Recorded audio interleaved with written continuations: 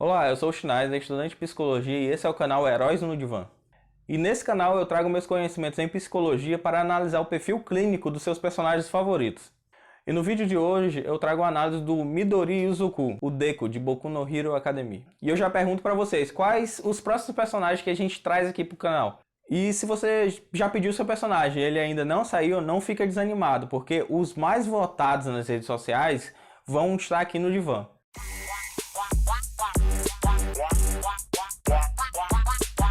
Midori Izuku, mais conhecido como Deku, é um adolescente de 16 anos. Ele vive em um mundo que cerca de 80% da população, aos 5 anos de idade, manifesta dons especiais.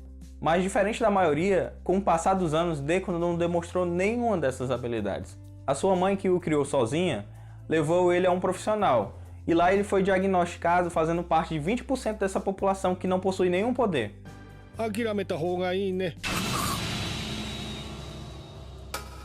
E lá falaram para ele que ele ficaria assim por toda a sua vida. E isso teve um grande impacto na vida do Deku.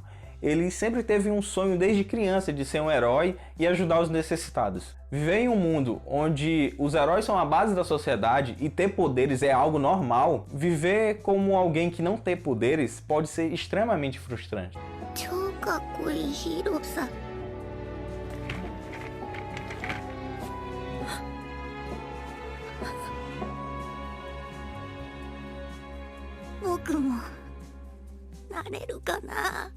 E também pode ocasionar consequências negativas em níveis sociais. E Deku sofreu na pele essas consequências. Ele acreditava que de alguma maneira ele poderia ser herói. Sem poderes, ele começou a sofrer bullying. Isso a um longo prazo fez com que ele tivesse consequências emocionais e acabaram influenciando assim a sua personalidade. Bullying é a prática de atos violentos, intencionais e repetidos contra uma pessoa, que podem causar danos físicos e psicológicos às suas vítimas.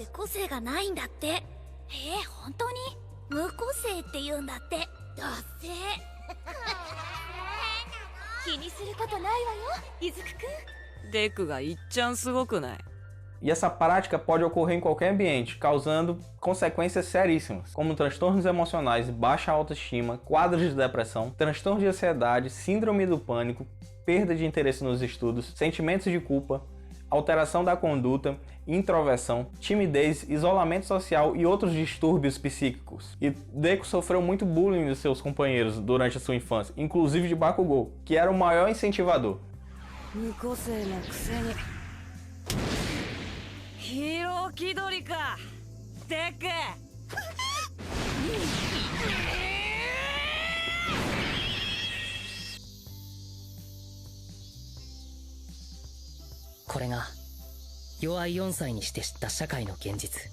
Quando nós começamos a analisar o comportamento de Deku, como a sua timidez, insegurança, conduta reservada, pouca expressividade e alguns aspectos depressivos, nós nos damos conta que por conta do bullying, a sua autoestima foi muito afetada por ele não ter uma individualidade. Ele é um garoto educado e tranquilo, porém, ele tem picos emocionais altos em situações normais, de maneira exagerada.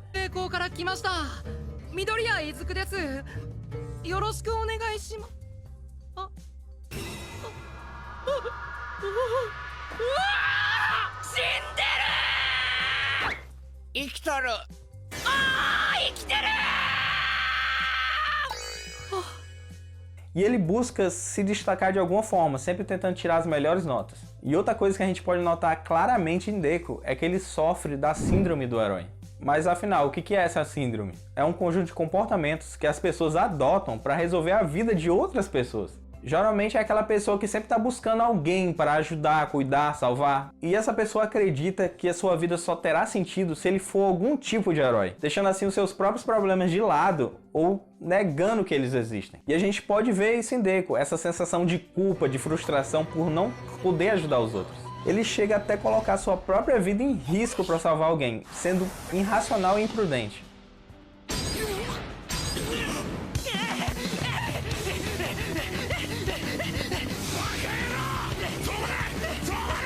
E ele acredita que pode salvar todo mundo, absorvendo toda aquela pressão para si mesmo e se sobrecarregando. E essa visão de Deku de cuidar excessivamente dos outros pode ser uma fuga de seus próprios problemas. Ele não quer olhar para si mesmo, ele tem pouco senso crítico. E a gente pode perceber isso no relacionamento dele com o Bakugou, onde o Deku sempre está tentando salvar, ajudar, auxiliar, por mais que o Bakugou não queira e seja totalmente aversivo à sua pessoa.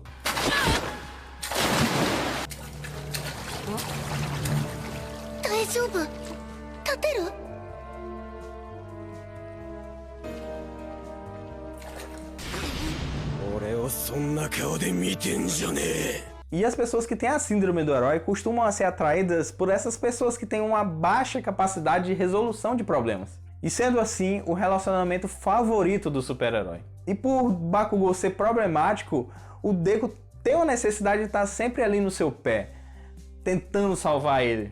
E quando o Deku herda a individualidade de All Might, ele sente a pressão e o medo de ter um poder. E isso foi mais do que a realização dele de ser um herói, e passou a ser um fardo. E no decorrer do anime, a gente percebe um Deku mais preocupado e centrado, e que evita cometer erros e se esforça constantemente para enfrentar os vilões que estão à sua frente.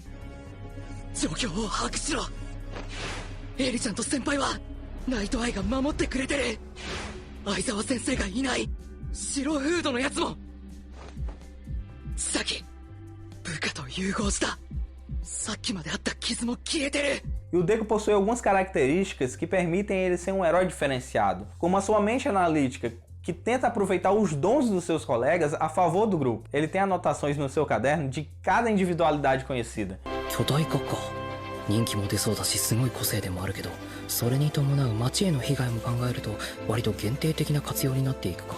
E ele também é uma pessoa extremamente humanitária e generosa, nunca desistindo de salvar alguém. E sendo esse um dos motivos de All Might ter escolhido ele como sucessor, mesmo ele não tendo nenhuma individualidade.